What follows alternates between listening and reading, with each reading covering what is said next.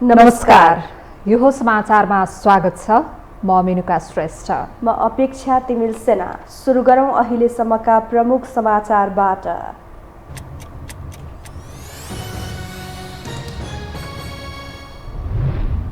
Corona संक्रमित बढेसँगै माघ 15 सम्म विद्यालय बन्द गर्ने शिक्षा मन्त्रालयको निर्णय। नागरिकको लापरवाही भने बढ्दो, एकै दिन 1446 संक्रमित थपिए। सत्ता गठबन्धन नै स्थानीय तहको निर्वाचन हुन नदिने षड्यन्त्रमा लागेको ओलीको आरोप। सरकार नै लुटमारमा लागेको जिकिर। अन्य पार्टीमा गएका कार्यकर्तालाई फर्किन आग्रह। बतासलाई नारायण हिटीमा क्याफेटेरिया सञ्चालन गर्न दिने निर्णयमा सङ्ग्रहालयका कार्यकारी निर्देशक पनि दोषी। मिलेमतोमा न्यूनतम मूल्याङ्कन गरिएको छानबिन समितिको निष्कर्ष। म्यानमारकी प्रजातन्त्रवादी नेत्री सुकीलाई थप 4 वर्षको जेल सजाय। अवैध रूपमा वाकीटोकी प्रयोग गरेको र स्वास्थ्यका मापदण्ड उल्लङ्घन गरेको आरोप। र प्रधानमन्त्री कप राष्ट्रिय क्रिकेट प्रतियोगिता सुरु। आर्मी, पुलिस, एपीएफ र बागमतीले गरे सुखद सुरुवात। मङ्गलबार पनि 4 खेल हुने।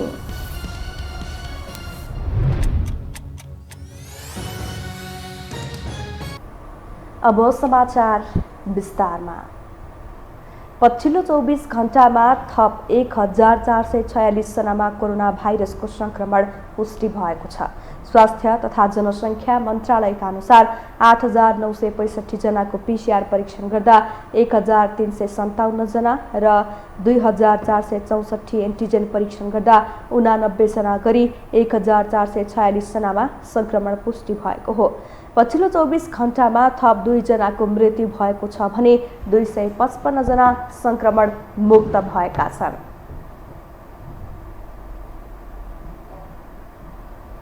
माघ 15 गतेसम्म विद्यालयहरू बन्द गर्ने सीसीएमसीको सिफारिसलाई कार्यान्वयनमा लैजाने निर्णय शिक्षा मन्त्रालयले गरेको छ। शिक्षा विज्ञान तथा प्रविधि मन्त्रालयका प्रवक्ता दीपक शर्माले सीसीएमसीको सिफारिस अनुसारकै सूचना जारी गर्ने बताउनुभयो। कोरोनाको संक्रमण बढेपछि सीसीएमसीले विद्यालयहरू माघ 15 गतेसम्म बन्द गर्न सरकारलाई सिफारिस गरेको थियो। सो सिफारिस सार्वजनिक भएपछि आज शिक्षा मन्त्रालयका अधिकारीहरू छलफलमा बसेका थिए। सीसीएमसीको बैठकले बढी भिडभाड हुने सिनेमाघर, पार्क, सार्वजनिक ठाउँमा जाँदा अनिवार्य रूपमा खोप लगाएको प्रमाणपत्र देखाउनु पर्ने व्यवस्था लागू गर्न गृह मन्त्रालयलाई पनि सिफारिस गरेको छ। छिमेकी मुलुक भारतमा कोरोना संक्रमणको दर उच्च भएसँगै नेपालमा पनि संक्रमितको संख्या बढ्न थालेको छ। तर सरकारदेखि सर्वसाधारणलाई यसको कुनै प्रभाव छैन। उल्टै सरकार र राजनैतिक दलका नेताहरू नै संक्रमणको जोखिम बढाउने गतिविधिमा लागि परिरहेका छन्। एक रिपोर्ट। चीनको वुहानमा देखा परेको नोभेल कोरोना भाइरसको महामारीसँग नेपालले पनि सङ्घर्ष गर्नु पर्यो। पहिलो लहरमा कोरोनाबाट जोगिन नेपालमा स्वास्थ्य संरचना पर्याप्त थिएन। तत्कालीन अवस्थामा रोगसँग लड्नका लागि सरकारले दाताहरूको मुख ताक्दै गयो, तर व्यवस्थापनको पाटोमा ध्यान भने दिन सकेन। लामो समय लकडाउन गर्यो। बीचमा लकडाउन खुल्ला गरेसँगै संक्रमितको संख्या हत्तै बढ्न थाल्यो। सरकारले पहिलो लहरको संक्रमणबाट सिक्नुपर्ने पाठ थियो, तर दोस्रो लहरमा त्यो पाठको सदुपयोग गरेन। संक्रमितको संख्या दैनिक रूपमा दोब्बर तेब्बर अङ्कले बढिरहेको थियो। अस्पतालमा बेडको अभावका कारण संक्रमितले पिँढी चौरमै उपचार गराए। अक्सिजनको अभावले बिरामी मृत्युवरण गर्न बाध्य भए। आइसियू, भेन्टिलेटर नपाउँदा धेरैले अकालमा ज्यान गुमाए। अहिले फेरि ओमिक्रोन भेरिएन्टले गर्दा तेस्रो लहरको जोखिम बढेको छ। संक्रमण बढिरहँदा सर्वसाधारणदेखि राजनीतिक दल र सरकारको तहसम्म लापरवाही देखिएको छ। राजनीतिक दलहरू यो समयमा संक्रमणको जोखिम बढाउनैमा लागि परिरहेका छन्। सामाजिक दूरी पालना हुनु त परै जाओस्, सर्वसाधारण पनि मास्क समेत नलगाई हिँड्ने गरेका छन्। यस्तै अवस्था रहिरहने हो भने ओमिक्रोनले भयावह रूप लिन सक्ने विज्ञहरूले चेतावनी दिएका छन्। भनेको चाहिँ हामी धेरै योभन्दा अगाडि पनि हो, हामी टाउको गन्थ्यौँ संक्रमितको संख्या, र त्यो संक्रमितको संख्या गन्दै गन्दै गएपछि त्यो ग्राफ माथितिर जान्थ्यो, तर त्यसलाई वेभको रूपमा लिन्थ्यो हामीले होइन। अहिले ओमिक्रोनको अवस्थामा चाहिँ मैले त्यो टाउको गर्नुभन्दा पनि त्यसको क्षमता अस्पतालसम्म पुर्याउने अथवा मृत्यु गराउने क्षमताको मापन गरोस् भन्ने मेरो चाहना हो। अब यो जुन एउटा मापदण्डहरू छ हामीले भन्ने गरेको त्यो अब यदि छोड्दै गएर हैन अब समस्या थप अब अस्पतालहरूसम्म जान सक्ने जुन सम्भावना छ किनभने त्यो विश्व स्वास्थ्य संगठन WHO ले कोरोनाको डेल्टा र ओमिक्रोन भेरिएन्टको मिश्रणले डरलाग्दो सुनामी ल्याउन सक्ने चेतावनी दिइसकेको छ। तर डेल्टाको जोखिम रहँदै पनि सर्वसाधारणमा बिस्तारै कोरोना केही होइन भन्ने मानसिकता बढ्दै गएको छ।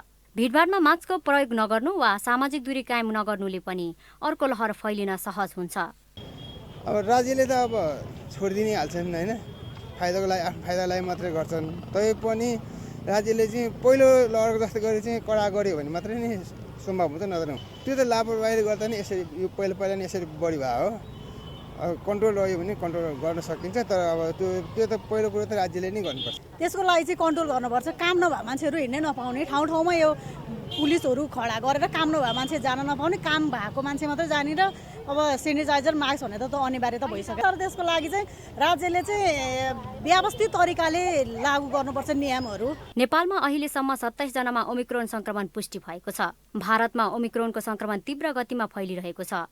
भारतसँगको खुल्ला सीमा नाकाका कारण मानिसहरू सहजै नेपाल भित्रिरहेका छन्।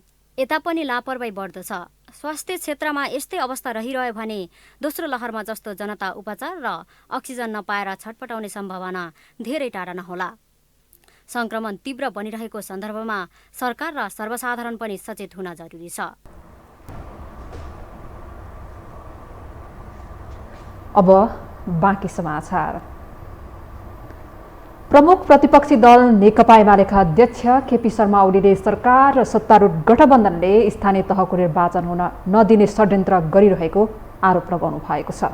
अध्यक्ष ओलीले आगामी फागुन महिनाभित्र स्थानीय तहको निर्वाचन सम्पन्न गराउनुपर्ने सरकार स्थानीय तहलाई जनप्रतिनिधि बनाउने षड्यन्त्रमा लागिरहेको आरोप लगाउनु भएको हो।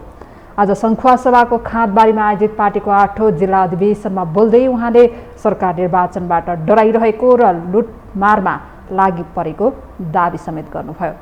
अध्यक्ष ओलीले 2059 सालमा स्थानीय तहको निर्वाचन नहुँदा स्थानीय तह पङ्गु भएको र अहिलेको सरकारले पनि स्थानीय तहलाई जनप्रतिनिधिहीन बनाएर त्यस्तै हालतमा पुर्याउन खोजेको तर्क गर्नुभयो।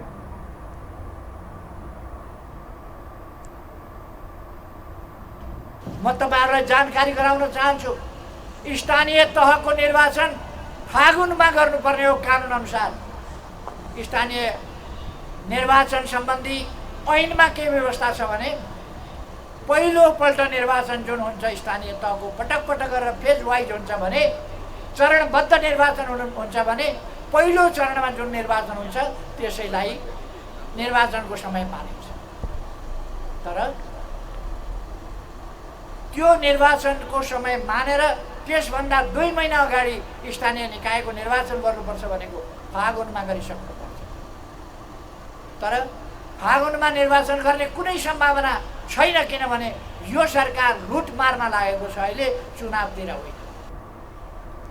अध्यक्ष ओलीले माधव नेपाल नेतृत्वको नेकपा एकीकृत समाजवादी पार्टीलाई नक्कली वामपन्थीको संज्ञा दिँदै त्यहाँ गएका पार्टीका नेता कार्यकर्ताहरूलाई एमालेमा फर्कन पनि आह्वान गर्नुभएको छ। नारायण हिटी संग्रहालयमा बतास अर्गनाइजेसनलाई क्याफेटेरिया सञ्चालन गर्न दिने क्रममा दरबार संग्रहालयका कार्यकारी निर्देशक बेसनारायण दाहाल पनि दोषी रहेको छानबिन समितिले निष्कर्ष निकालेको छ। संस्कृति पर्यटन तथा नागरिक उड्डयन मन्त्रालयले गठन गरेको छानबिन समितिले तयार गरेको प्रतिवेदनमा बतास समूहले ठेक्का सम्झौता विपरीत नयाँ संरचना निर्माण गर्दा विकास समितिका कार्यकारी निर्देशकबाट कुनै पनि कानुनी कारबाही नभएको उल्लेख गरिएको छ।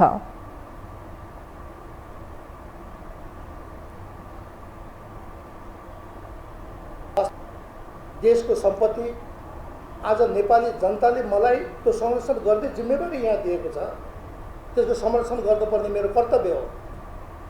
तर दुर्भाग्यवश त्यो हुन सकेन। एकदमै दुःखको साथ भन्दा मलाई एकदमै दुःख लागेको छ। यति मात्रै होइन, थुप्रै ठाउँमा यस्ता कामहरू विगतमा भएका रहेछन्। आज हाम्रो राज्यको सम्पत्ति यसरी दोहन भयो भने भोलि गएर हाम्रो त केही पनि बाँकी रहनेवाला छैन। यस्ता खालका विभिन्न ठाउँमा कब्जा हुने काम पनि भइरहेका छन्। थुप्रै ठाउँका उजुरीहरू पनि आएका छन्। यो एउटा उदाहरण मात्रै हो। त्यसो भएको हुनाले जुन कम्पनीले निर्माण गरेको पक्की संरचनाहरू थियो उहाँहरूले त्यो भत्काइसक्नु भएको छ, त्यो प्रतिवेदनमा पनि आइसकेको छ। एउटै परिवारभित्रका शेयर सदस्यहरू रहेका 3वटा फर्मका बोल पत्रदाताहरू आपसमा मिलेमतो गरी न्यूनतम मूल्याङ्कन गरिएको समितिको ठहर रहेको छ।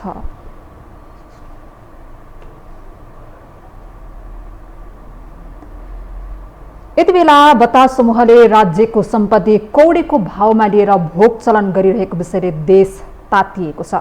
राजाको सम्पत्तिमा नवराजाको दोहन चलिरहेको छ, जसले गर्दा पात्र फेरिए पनि प्रवृत्ति नफेरिएको भन्दै सरकार र राजनैतिक दलप्रति नागरिक थप रुष्ट बनेका छन्। एक रिपोर्ट। बतास समूहले यसअघि नै राज्यको सम्पत्तिमाथि दोहन गर्दै आएको थियो, जसलाई चाल पाएर पनि सरकारी पक्ष नदेखेझै गरिरहेको थियो। जब बतास नारायण हिटी जस्तो ऐतिहासिक दरबारले पस्यो तब सबैको आँखा खुल्यो। यस विषयमा अघि नै पनि खबरहरू नबाहिरिएका पनि होइनन्। यही समूहले पशुपतिनाथ दर्शन गर्न आउने तीर्थयात्रीहरूलाई खान र बस्न सहज होस् भनेर पशुपति क्षेत्रमा बनेको धर्मशालामा होटल चलाउन थालेको पनि लामै समय भइसकेको छ। पशुपति क्षेत्र विकास कोषको मिलेमतोमा 19 रोपनी जग्गामा फैलिएको 34 करोड लागतको 88 कोठे धर्मशालामा अहिले होटल आनन्द चलिरहेको छ। यहाँ बस्न एक रातकै करिब 7,000 तिर्नुपर्छ। पाटन दरबार क्षेत्रको मंगल बजार पट्टीको कोत पार्टी मल्लकालीन राजा श्रीनिवासले बनाएका हुन्। पार्टीमा रहेको 33वटा कवल मध्ये 18वटा कवल बतास समूह अन्तर्गतको बी म्यानेजमेन्टले ठेक्का लिएको छ। 2040 सम्म सर्वसाधारणको खुल्ला पहुँचमा नभएको कोत पार्टीमा 73 पछि बतासले पहुँच जमाएको छ। अर्थात् यस्ता सरकारी सम्पत्तिमा कब्जा जमाएको दशक बढी भइसके पनि सरकारवाला निकाय तै चुप मै चुपको अवस्थामा छन्। बतासको पहुँच काठमाडौँ भित्रै मात्र होइन, पोखरा स्थित गण्डकी संग्रहालयको जग्गा र भवनमा राईदाई गरिरहेको छ। 10 वर्षका लागि 2067 माघ 3 गते भाडामा लिएको बतासले 11 वर्ष बितिसक्दा कब्जा गर्न छोडेको छैन। अहिले कुन यस्तो भ्रष्ट छ? विजय कुमार गजदारको कुरामा आम संचारले लेख्यो, विजय कुमार गजदार अर्बौंको भ्रष्टाचारमा 10 लाख सेटिङ मिलाएर विशेष अदालतबाट छुटे भनेपछि सेटिङ कसले गर्दो रहेछ? बिचौलिया कहाँ रहेछन्? र मेरी बिल्ली मुझी से म्याउ, म तपाईलाई सुप्रिम कोर्टको जज बनाउन सक्छु अनि तपाईँ मेरो मुद्दा हेरेर मलाई थोन्न सक्ने यो राज्य प्रणाली। यसकारणले गर्दाखेरि यो प्रणालीको अन्त्य नभइकन यो प्रवृत्तिको अन्त्य हुँदैन। अहिले यो देशमा लगभग 100वटा मन्त्री छन्, 7वटा प्रदेशका 70वटा र केन्द्रमा 25वटा गरेर लगभग।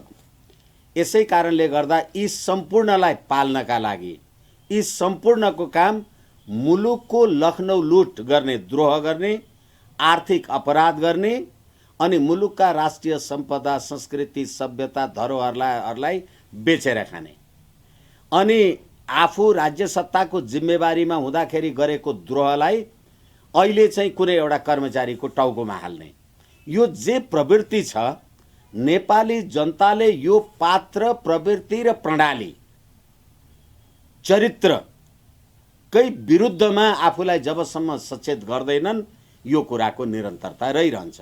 यसअघि नै देशमा यति र ओम्नी समूहको आतंक थियो। चन्द्रगिरीमा उस्तै खाले आतंक छ। खोला नालादेखि पाथी भराकै जमिन पनि कुनै अमुक व्यक्तिको नाफाका लागि कौडीको भावमा बेचिएका छन्। खोला किनारदेखि गुठीका जग्गामा समेत यस्तो चलखेल भएको छ। सेटिङ मिलाउने अनि थोरै रकममा राज्यको सम्पत्ति दोहन गर्न दिने अनि त्यही सेटिङ बापत मोटो रकम असुल्ने उच्च पदमा रहेको कर्मचारी तथा नेता र मन्त्रीहरूको धन्दा नै भइरहेको छ।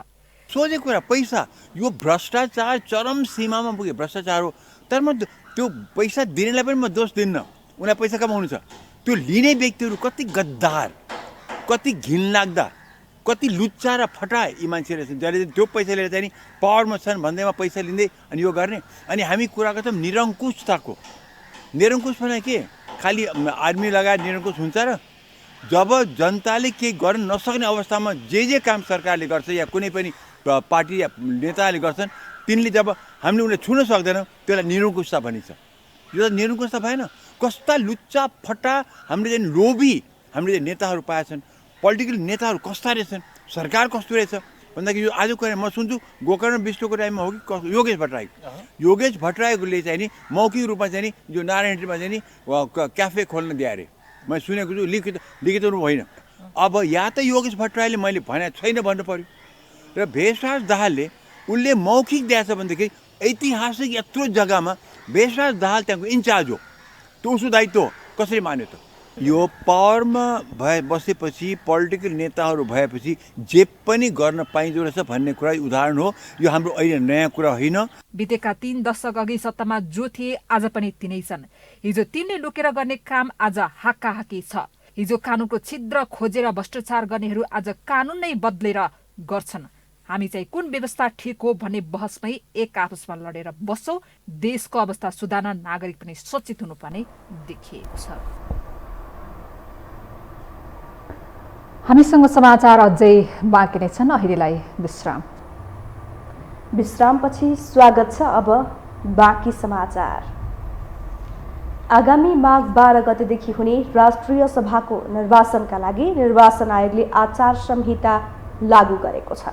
आयोगले आजबाट लागू हुने गरी राष्ट्रिय सभाको निर्वाचनका लागि आचार संहिता लागू गरेको हो। आजबाट लागू भएको आचार संहिता संघीय सरकारदेखि प्रदेश सरकार, स्थानीय सरकार, गैर सरकारी क्षेत्रहरू र सबै राज्यका निकायहरूलाई आचार संहिता लागू हुने निर्वाचन आयोगका सहसचिव कोमल प्रसाद धमलाले जानकारी दिनुभयो। सहसचिव धमलाले सरकारी, अर्ध सरकारी, गैर सरकारी र निजी क्षेत्रलाई समेत निर्वाचन आयोगले जारी गरेको आचार संहिता लागू हुने बताउनुभयो। नेपाल सरकारदेखि प्रदेश सरकारदेखि स्थानीय सरकार, गैर सरकारी क्षेत्रहरू, सबै राज्यका सबै अवयवहरूलाई यो आचार संहिता लागू हुन्छ। त्यो भनेको सरकारी, अर्ध सरकारी, गैर सरकारी र निजी क्षेत्रलाई समेत लागू हुन्छ। सहसचिव धमलाले कोरोनाले निर्वाचनका गतिविधिहरूलाई असर पारिरहे पनि कोरोनाबाट बस्न स्वास्थ्यका मापदण्डको पूर्ण पालना गराएर निर्वाचन गर्ने व्यवस्था मिलाएको समेत बताउनुभयो। पुस 28 गतेका लागि आह्वान गरिएको प्रतिनिधि सभाको बैठक माघ 3 गतेसम्मका लागि सारिएको छ। संसद सचिवालयका अनुसार आज एक सूचना प्रकाशन गरी पुस 28 गते दिउँसो 1 बजे बस्ने बैठक विशेष कारणवश माघ 3 गते बस्ने जानकारी गराएको हो। यसअघि पनि बैठक बस्दै नबस्दै स्थगित पुस 28 गतेका लागि सारिएको थियो।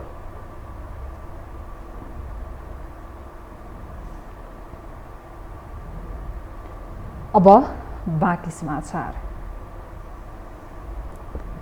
नेपाल एकीकरणका नायकका रूपमा चिनिने पृथ्वीनारायण शाहको योगदानलाई लिएर नेपाली राजनीतिक दलहरू विभाजित छन्।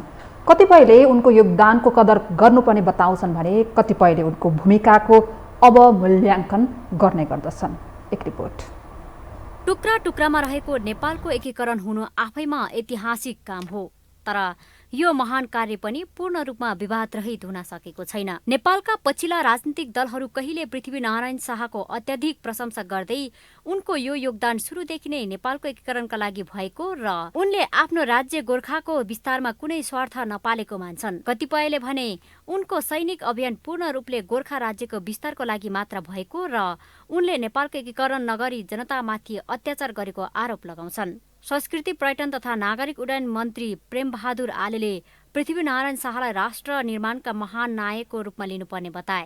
आत्मनिर्भर अर्थतन्त्र, असंलग्नता विदेश नीति, व्यापार, राज्य सञ्चालनका नीति र विचारहरू दूरदृष्टियुक्त रहेको भन्दै त्यसको महत्त्व र उपयोगितालाई ग्रहण गर्न अप्ठ्यारो मान्नु नहुने बताए। महाशत्रु हुन् जस्तो पृथ्वीनारायण शाहको विचारहरू आजको गणतान्त्रिक शासनमा र मार्गदर्शन छन्। पृथ्वीनारायण शाहलाई एकजना राजाका रूपमा मात्र हेर्नुभन्दा पनि उनलाई वर्तमान नेपाल राष्ट्रको निर्माणमा महान नायकका रूपमा लिनु पर्दछ। त्यस्तै प्राण त्रिरत्न मानन्धरले पृथ्वीनारायण शाहका विचारहरू आजको लोकतान्त्रिक शासनमा समेत त्यतिकै महत्त्वपूर्ण र मार्गदर्शक रहेको बताउँछन्। नेपाल 50वटा भन्दा बढी साना साना राज्यहरूमा विभाजन भएको थियो र ती सबैलाई एउटै सूत्रमा बाँध्ने काम पृथ्वीनारायण शाहबाट सुरु गरियो र उनका उत्तराधिकारीहरूले पनि त्यसमा त्यत्तिकै महत्त्वपूर्ण योगदान गरे, जसको फलस्वरूप नेपालको एकीकरण भयो र आधुनिक नेपालको निर्माण भयो। 2000 वर्ष अघिदेखि नै नेपाल देश रहेको र पछि टुक्रिएपछि पृथ्वीनारायणले एकीकरण गरेको इतिहासविदहरूको दाबी छ। पछि उनले नेपालको एकीकरण अझ स्पष्ट भन्ने हो भने नेपालको पुनः एकीकरण हजुर हामी मध्ये धेरैलाई थाहा भएकै हो कि अभिलेखकै आधारमा भन्न सकिने अहिले भन्दा कमसेकम 2000 वर्ष अगाडिको नेपाल पनि झन्डै अहिलेकै जस्तो थियो। त्यसको अर्थ ठ्याक्कै यस्तो थियो भन्न खोजिएको भन्दा पनि कहीँ बढी थियो होला कहीँ घटी थियो होला, त्यो लम्बा हुन्छ। चाहे पृथ्वीनारायण शाह होस् अथवा अरू कसै होस्, कुनै नेपालीले नेपालको त्यो पुनः एकीकरणको अभियान नथालेको भए आज हामी जुनै ढङ्गको पनि अब हामी कति स्वतन्त्र छौँ। विक्रम सम्वत 1779 पुस 27 गते जन्मिएका शाहले 2224 राज्यमा छरिएर रहेका राज्यहरूलाई एकीकरण गरेर आधुनिक नेपाल निर्माण गरेका थिए। भौगोलिक रूपमा नेपाल एकीकरण गरेकाले शाहलाई राष्ट्र निर्माताको उपमा समेत दिने गरिएको छ। यो हो टेलिभिजनका लागि क्यामेरामा निशान्त तामाङका साथमा लीलामाया ठटाल, काठमाडौँ। ऊर्जा, जलस्रोत तथा सिंचाई मन्त्री पम्फा भुसालले सरकारले निजी क्षेत्रलाई विद्युत व्यापारको अनुमति दिने तयारी गरेको बताउनु भएको छ। आज स्वतन्त्र ऊर्जा उत्पादकहरूको संस्था नेपालले काठमाडौँमा आयोजना गरेको नेपाल पावर मार्केट समिटलाई सम्बोधन गर्दै मन्त्री भुसालले अन्तर्देशीय विद्युत व्यापारमा सहयोग पुर्याउनका लागि सरकारले निजी क्षेत्रलाई विद्युत व्यापारको लागि अनुमति दिने तयारी गरेको बताउनु भएको हो। सरकारले नेपाल विद्युत व्यापार कम्पनीलाई अन्तर्देशीय विद्युत व्यापारको लागि अनुमति दिइसकेको पनि उहाँले बताउनुभयो।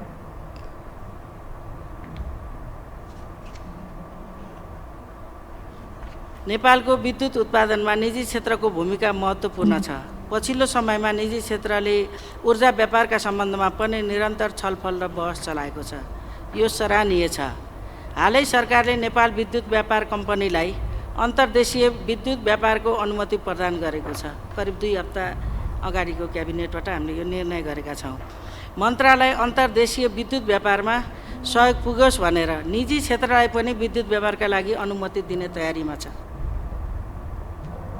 मन्त्री भुसालले सरकारको पहिलो प्राथमिकता विद्युत खपतलाई वृद्धि गर्दै लैजानु भएको पनि बताउनुभयो। देशको समृद्धिका लागि विद्युतको उत्पादन र खपत वृद्धि गर्नुपर्नेमा उहाँको जोड रहेको छ। सरकारसँग नागरिकता पाउनुपर्ने माग गर्दै काठमाडौँको माइती घर मण्डलामा आज पनि धरना दिएको छ। नागरिक सङ्घर्ष समितिको अगुवाईमा संवैधानिक व्यवस्था अनुसार तत्काल नागरिकताको व्यवस्था गर्न सरकारसँग माग गर्दै धरना दिएको हो। धरनामा बसेकाहरूले नागरिकताबाट आफूहरूलाई वञ्चित गरिएको विरोधमा धरनामा बस्नु परेको बताएका छन्। उनीहरूले सरकारले आफ्नै नागरिकलाई समेत अनागरिक बनाएको भन्दै आपत्ति जनाएका छन्। राष्ट्रको पहिचानको रूपमा रहेको नागरिकता समेत नदिएर सरकारले आफूहरूमाथि अमानवीय व्यवहार देखाएको उनीहरूको आरोप छ। नागरिकताबाट वञ्चित गरिएको भएर हामीले चाहिँ यो आज हाम्रो आन्दोलनको दोस्रो दिन हिजोदेखि सुरु गरेको होइन। यहाँ जो सबै देख्नुभएको छ नि, सबै चाहिँ हाम्रो नेपालको नागरिकताबाट वञ्चित छन्। हामी त्यसैले यो हामीले नागरिकता पाउनुपर्छ भनेर हामी यो आन्दोलन बसेको। नेपालमा नेपाली नागरिकका छोराछोरीले समेत नागरिकता पाउन नसकेको, कतिपय अवस्थामा गैर नागरिकहरूले समेत नागरिकता पाएको तथ्य बाहिर आउने गरेको, तर त्यसको सुनवाई सरकारले नगरेको धरनामा बसेकाहरूको गुनासो रहेको छ।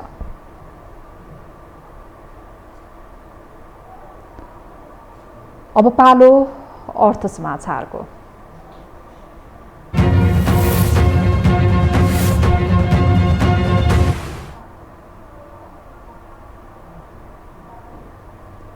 शेयर बजार मापक नेप्से परिसूचक साताको दोस्रो दिन पनि वृद्धि भएको छ। पछिल्लो 2 सातादेखि निरन्तर रूपमा वृद्धि हुँदै आएको नेप्से परिसूचकले आज पनि निरन्तरता पाएको हो। नेप्से परिसूचक 19.43 अङ्कले बढेर 2784.95 बिन्दुमा पुगेको छ। आज कारोबारमा आएका 236 कम्पनीको 1,42,88,000 किता सेयर 7,12,34,24,000 रुपैयाँ बराबरको कारोबार भएको छ। नेप्सेका 13 उपसमूह मध्ये 10 उपसमूहको परिसूचक बढेको छ भने बाँकी 3 उपसमूहको परिसूचक भने घटेको छ। नेपाली कर्पोरेट क्षेत्रमा योगदान गर्ने उत्कृष्ट संस्थालाई प्रदान गरिने HRM अवार्डमध्ये यस वर्षको IT ISP award Dish Media Network प्रणालीले प्राप्त गरेको छ। डिस मिडिया नेटवर्कले आफ्नो इन्टरनेट सेवा सुरुवात गरेसँगै IT ISME क्याटेगोरीमा यो अवार्ड प्राप्त गरेको हो। नेपालको निजी क्षेत्रमा उत्कृष्ट काम गर्दै मुलुकको समग्र आर्थिक तथा सामाजिक विकासमा उल्लेखनीय योगदान गर्ने संस्था तथा व्यक्तिको सम्मानका लागि कर्पोरेट क्लब प्रणालीले हरेक वर्ष अवार्ड प्रदान गर्ने गर्दछ। हामीसँग अन्तर्राष्ट्रिय र खेल समाचार बाँकी नै छन्। अहिलेलाई विश्राम। विश्रामपछि स्वागत छ अब अन्तर्राष्ट्रिय समाचार।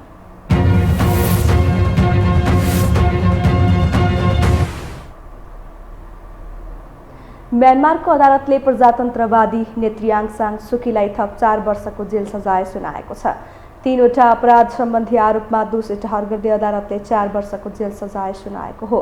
नोबेल पुरस्कार विजेता नेत्री सुकी गएको फेब्रुअरीदेखि हिरासतमा छिन्।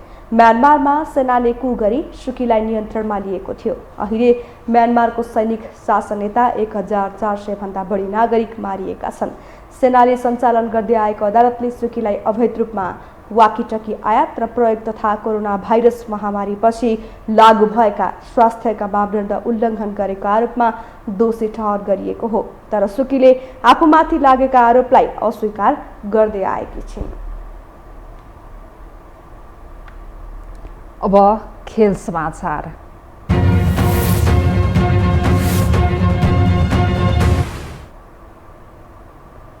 विभागीय टोली त्रय Tribhuvan army, Nepal police, APF र बागमती प्रदेशले आजबाट राजधानीमा सुरु भएको प्रधानमन्त्री कप राष्ट्रिय क्रिकेट प्रतियोगितामा सुखद सुरुवात गरेका छन्। कीर्तिपुर स्थित त्रिभुवन विश्वविद्यालयको मैदानमा आज भएको खेलमा आर्मीले कर्णाली प्रदेशलाई 63 रन तथा पुलिसले सुदूरपश्चिम प्रदेशमाथि 2 रनको रोमाञ्चक जित निकाल्दै प्रतियोगितामा सुखद सुरुवात गरेका हुन्। यस्तै अर्को खेलमा APFले प्रदेश 2 लाई 24 तथा बागमती प्रदेशले लुम्बिनी प्रदेशलाई 59 रनले हराएर प्रतियोगितामा सुखद सुरुवात गरेका हुन्। अर्को खेलमा बागमतीले मुलपानी क्रिकेट मैदानमा लुम्बिनी प्रदेशमाथि 49 रनको जित निकाल्दै प्रतियोगितामा सुखद सुरुवात गरेको हो। प्रतियोगितामा भोलि पनि 4 खेल हुनेछन्। मुलपानी र कीर्तिपुर मैदानमा गरी 2-2 खेल हुने तालिका रहेको छ। अब मौसम सम्बन्धी जानकारी।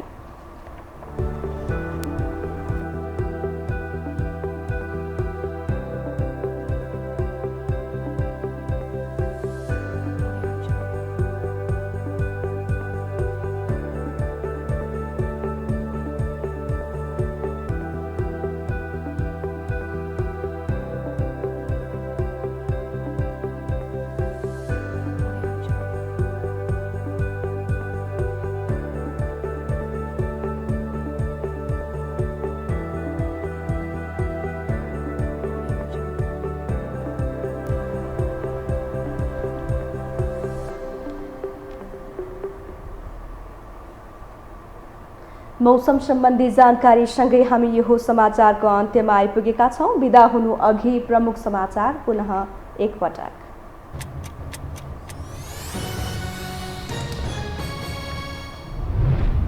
कोरोना संक्रमित बढेसँगै माघ 15 सम्म विद्यालय बन्द गर्ने शिक्षा मन्त्रालयको निर्णय।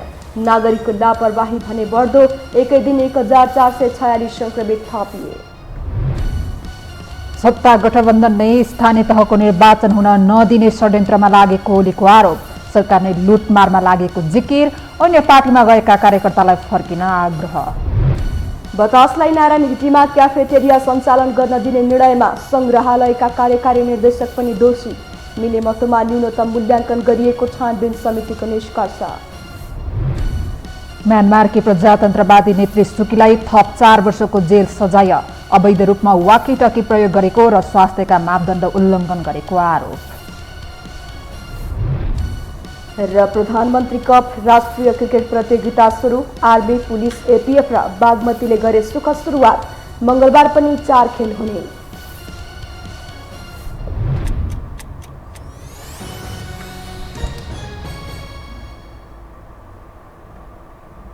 हवस् त, यो समाचार सकियो। समाचार बुलेटिनका साथै यो हो टेलिभिजनका सम्पूर्ण कार्यक्रम यो हो टेलिभिजन.com, यो हो खबर.com, युट्युब र फेसबुकमा पनि पढ्न र हेर्न सक्नुहुनेछ। मोबाइलमा यो हो टिभी एप डाउनलोड गरी हामीलाई प्रत्यक्ष हेर्न सक्नुहुनेछ। तथ्यसहितको निष्पक्ष समाचार तथा मनोरञ्जनका लागि हेर्दै रहनुहोला यो हो टेलिभिजन। नमस्कार।